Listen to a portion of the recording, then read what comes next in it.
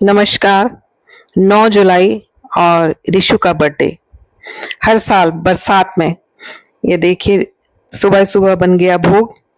खीर का भोग बनाया गया, एक पारंपरिक, एक बढ़िया और अपना मिष्ठान। इससे बढ़कर कोई भारतीय मिष्ठान है ही नहीं। तो सुबह सुबह मैंने दूध की थैलियां मंगवाई, फुल क्रीम वाला दूध, इलायची, केसर और ये है चावल और बाकी कुछ मेवे वगैरह जो मैं भी आपको बताऊंगी। तो सबसे पहले मैंने छोटी सी एक जो बाउल है, आधी बाउल को पानी में चावल को सोक करने के लिए रख दिया। तो डाल दिया चावल में, पानी मैंने सोक कर दिया सबसे पहले चावल को। और अब दूध का नंबर है, दूध चढ़ा देंगे, इलायची को थोड़ा सा कूट लेंगे। और मैं इलायची विशेषकर आपको दिखा रही हूँ जो मैं एक ट्रेड फेयर यहाँ लगा था वहाँ से लेकर के आई थी, जिसकी एक एक इलायची की खुशबू ना दूर दूर तक जाती है। बहुत ही बेहतरीन इलायची है ये, बाहर की कहीं की है। और इसी तरह से केसर, और ये मैं दिखा रही हूँ थोड़े से बादाम भी खीर में डालने हैं। और तो बादाम और ये इलायची वगैरह को सबको कूट लेंगे। और इलायची को मैं एक इसमें ना जार में करके रख देती हूँ इनको, क्योंकि चाय में साबुत इलायची को अगर आप ताज़ी ही कूट करके डालेंगे ना तो इतना ज़्यादा खुशबू आती है बहुत अच्छे से। तो इलायची बहुत ज़रूरी है और अच्छी इलायची बहुत ज़रूरी है। तो अब है दूध का नंबर। दूध को बॉईल करने के लिए रखना है। तो निकाल लिया मैंने थैली में से दूध, फुल क्रीम वाला। और जब मैंने ये दूध निकाल लिया ना तब मैंने देखा कि फ्रिज में बाकी और दूध भी बहुत सारा रखा हुआ है। तो इसको भी बॉईल करने के लिए रख दिया मैंने, और दूसरा दूध भी मैंने निकाल लिया भगोने में। तो चढ़ा दूंगी गैस पर ये बॉईल करने के लिए दूध। गैस को धीमा कर देंगे और दूध रख दिया मैंने।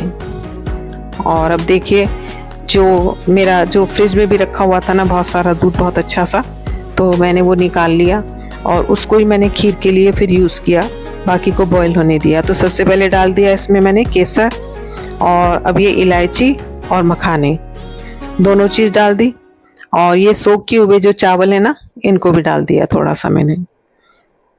तो अब इसको सिम करने के लिए मैं रख दूंगी। और ये है मिल्क मेड।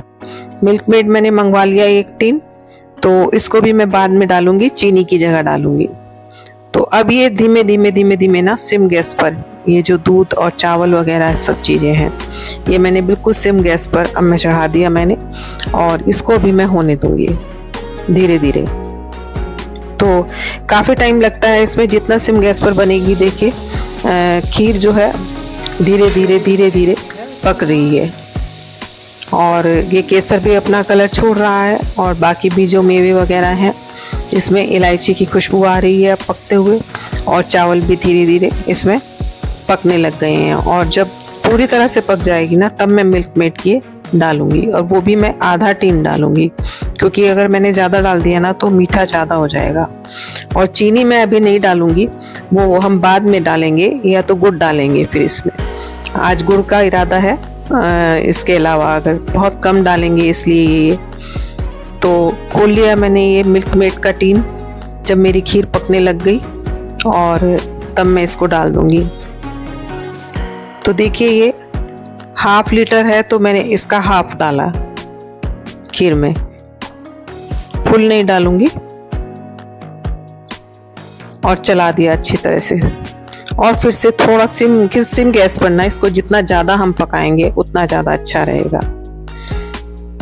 तो धीरे धीरे धीरे धीरे इसमें अपनी चीज़ ऐड होती जा रही है खीर में, और खीर अपनी रंग पर आ रही है। और ये बादाम का कुछ मैंने कूट लिया था बादाम को, अब ये भी डाल दिया इसमें। अभी डालना है मुझे डेसिकेटेड कोकोनट।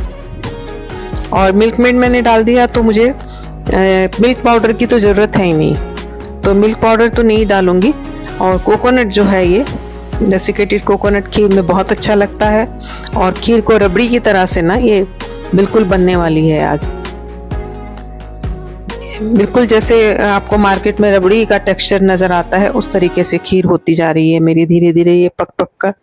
और बहुत अच्छा सा इसका टेक्सचर भी आ गया, और इसका खुशबू जो फ्लेवर है ना वो भी बहुत बढ़िया आया।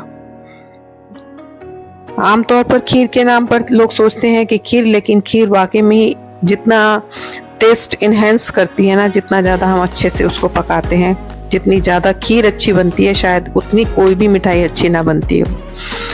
तो देखिए धीरे धीरे पक के और खीर फिर मैंने बंद कर दी गैस। अब ये पूरी तरह से तैयार है और भोग लगा दिया। भोग के लिए सबसे पहले मैंने रख लिया और कृष्णा जी को मैंने भोग लगाया। उसके बाद में फिर रिशु का नंबर है कि रिशु तब तक जा रहा था, सुबह जल्दी मैंने ये खीर बना दी और उसके बाद में फिर रिशु को बुलाया और रिशु ने भी अपने हाथों से खीर भगवान को खिलाई अपनी बर्थडे वाले दिन। तो मॉर्निंग का ये जो प्रसाद है ना, भोग, तो वो जब लगाया जा रहा है तो सबसे पहले कृष्ण जी को और फिर बाकी सब भगवान को प्रसाद अर्पित कर दिया।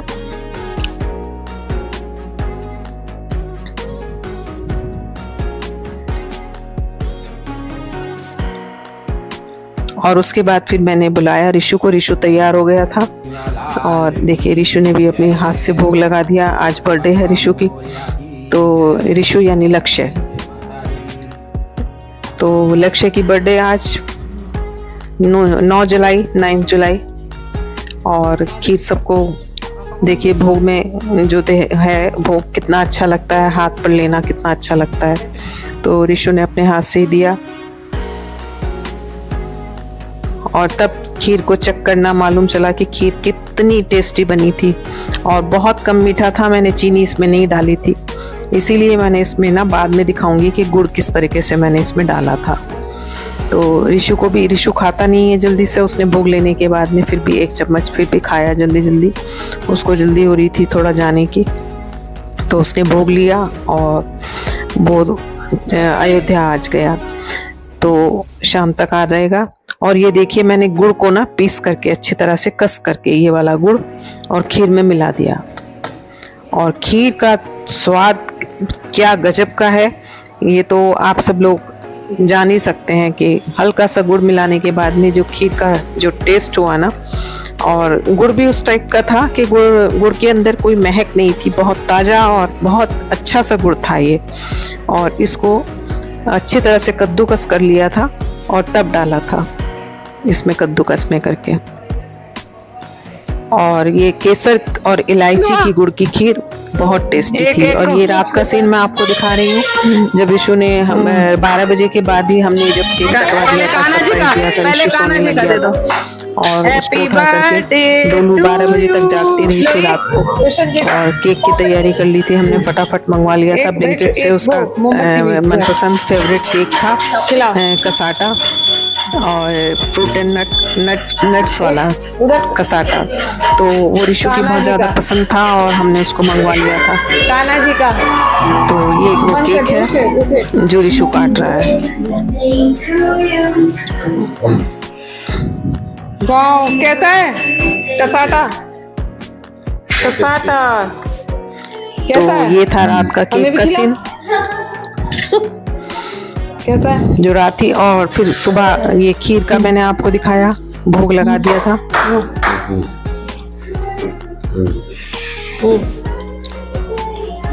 वाकई में अरे बॉडी बहुत टेस्टी है कसाटा। वाह, और इस तरीके से दोनों ने, रिशु सुबह भाग जाएगा, डोलू को स्कूल जाना है और रिशु का बर्थडे रात को ही अभी केक कटवा के 12 बजे सेलिब्रेट कर दिया।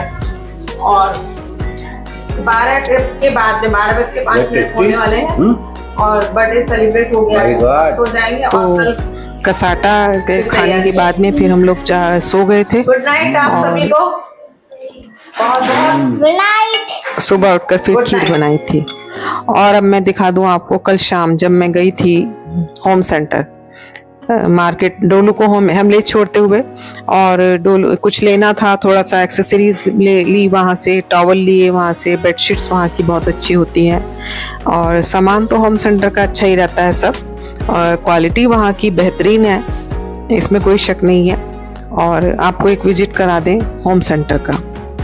तो होम सेंटर में अंदर पहुँचे तो देखिए थोड़ा सा जो जो डेकोरेशन का सामान हो, या वहाँ की क्रॉकरी हो, या वहाँ का कोई भी ये मटेरियल वहाँ का जो है ना एक बेहतरीन होता है। फर्नीचर हो, किसी भी टाइप का फर्नीचर, एक अच्छा मजबूत फर्नीचर। और हमें देखना था अपने बेड के लिए कुछ मैट्रेस, गद्दे, तो वो खास रीज़न था मेरा वहाँ जाने का।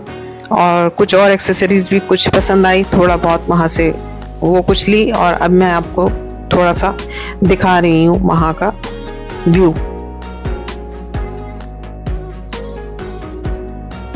तो सीधा हम अंदर पहुँच गए। मैट्रेस सेक्शन में हमें जाना था, तो काफ़ी बड़ा है यहाँ का होम सेंटर। और यहाँ की ना किचन, ये डाइनिंग सेट के ऊपर जो रोलर है ना, वो बड़ा अच्छा लग रहा था मुझे।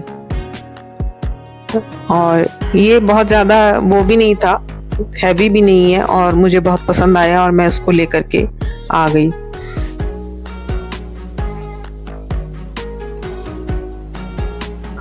अब हम जा रहे थे देखिए मैट्रेस देखने के लिए आगे।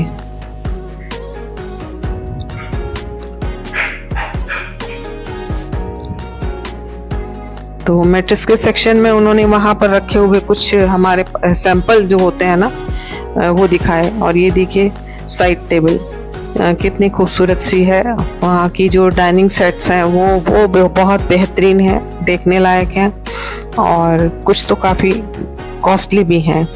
बहुत सारा फर्नीचर है, हर तरीके का फर्नीचर है, लेकिन मोस्टली तो वहाँ के फर्नीचर आपको कॉस्टली ही मिलेंगे।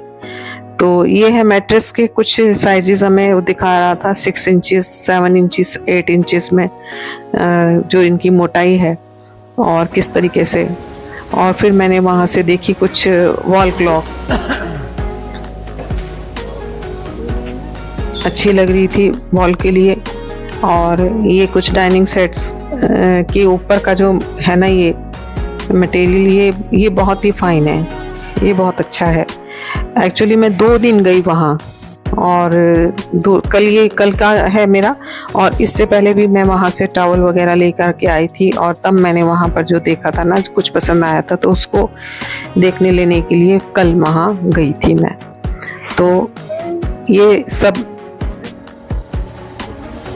ये देखिए वहाँ की जो सिंगल ये चेयर है ना, ये 40,000 की है, लेकिन कितनी कंफर्टेबल है बैठने में। ये बैठ के ही पता चलता है कि हाँ, अगर आप बैठ गए तो कितना रेस्ट मिलता है।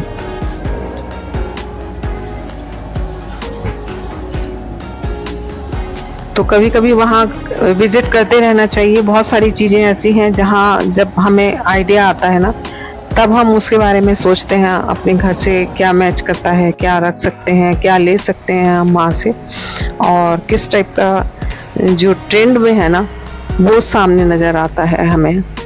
तो बहुत सारी बेडशीट्स वगैरह और बहुत कर्टेन्स वगैरह वहाँ पे, तरह तरह के कॉटन के, खास करके कर्टेन वहाँ पे हैं। अदरवाइज़ कॉटन जल्दी से मिलता नहीं है, और बहुत सॉफ्ट कुशन, एकदम सॉफ्ट देखने में जो होते हैं ना, वो वहाँ मौजूद हैं। कॉमनली हम मार्केट से जब जाते हैं ना, तो हम उतना अच्छे से नहीं हम देख पाते हैं कि हाँ, लेकिन यहाँ विज़िट करते रहते हैं तो उस समय आइडिया आता है कि हाँ, हमें किस टाइम पर क्या चीज़ किस तरीके से लेना चाहिए। और कुछ चीज़ों पर वहाँ छूट भी थी, ज़्यादा नहीं थी, लेकिन हाँ कुछ कहीं कहीं सेलेक्टेड आइटम ऐसे थे जिनके ऊपर वहाँ छूट मौजूद थी। तो ये बहुत सारी चीज़ें हैं, घर की एक्सेसरीज़ हैं जो काम आ सकती हैं, और अच्छी क्वालिटी की, मजबूत भी थी। खास करके किचन के आइटम जो हैं, और जो कांच के खास करके मुझे वहाँ के बहुत पसंद आते हैं। और उनके ऊपर जो लिड होती है ना, वो होती है वुडन में। ये देखिए वुडन जो आइटम है, और बहुत ज़्यादा कॉस्टली नहीं है, 100 हैं, लेकिन अच्छे हैं। और ये मैंने हाथ में कुछ ले लिए थे, कुछ टॉवल सेट लिए थे लक्ष्य के लिए, और देख रही थी मैं बाकी क्या क्या चीज़ है।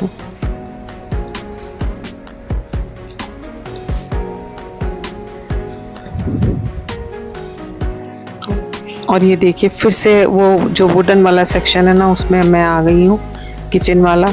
और ये इसके आगे तो ठहरने का मन करता है कि यहाँ से कितनी चीज़ें ऐसी हैं जो बहुत ही लेने का मन करता है आपका। तो चेंज करते रहे तो वो सही है। ये देखिए कांच का जो जार है, इसके ऊपर जो वुडन में लिड है ना, वो बहुत ही फाइन है। अदरवाइज तो ज़्यादातर होता है कि लीकेज हो जाती है, एयर टाइट नहीं होते, लेकिन यहाँ अच्छे एयर टाइट थे जो जार थे। तो ये सब भी बहुत अच्छे से वहाँ हैं सब, और तरह तरह के जो पॉट हैं सब वहाँ पर हैं। ये देखिए ये इस तरीके से एयर टाइट हैं।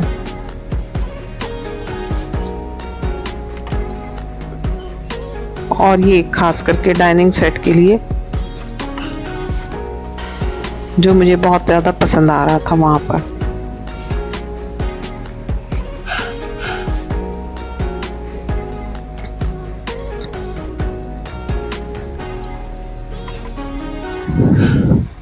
इसको कम जगह में भी आप आराम से रख सकते हैं, मतलब बहुत बड़े डाइनिंग सेट के लिए ये नहीं है।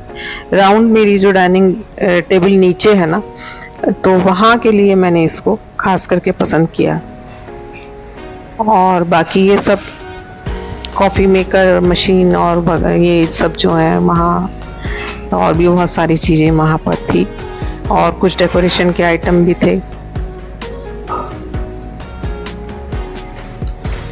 ये लैंप वगैरह इधर सब।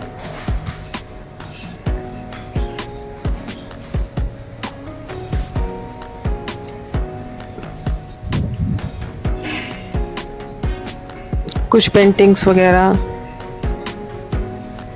तो आप अपने घर के लिए हर तरीके का जो भी पसंद है ना, वो वहाँ से पसंद कर सकते हैं, ये बात तो है। और ये फिनिक्स प्लासियो में है होम सेंटर हमारे पास में, और मैं ज़रूर कहीं ना कहीं एक मंथ में इसकी विज़िट ज़रूर कराती हूँ। और ये देखिए ये डोंगे के ऊपर किस लिए लगा हुआ है, मेरी कुछ समझ नहीं आया।